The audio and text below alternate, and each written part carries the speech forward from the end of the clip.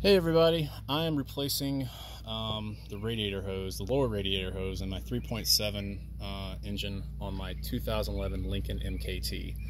I had to replace, I just took the whole thing out because I couldn't figure out this part right here because it seemed like some super weird thing I was going to have to get like a fuel pump clip on. So I want to show you real quick how you can take this apart without having to lose your mind or break this thing. So the way this clip works is that you press in on the hose, get this to release, and then this part comes out.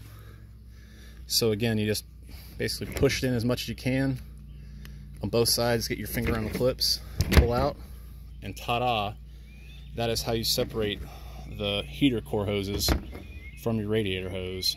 Had I known this, it would have saved me about an hour, but pain's an effective teacher. I hope this helps someone else out there out.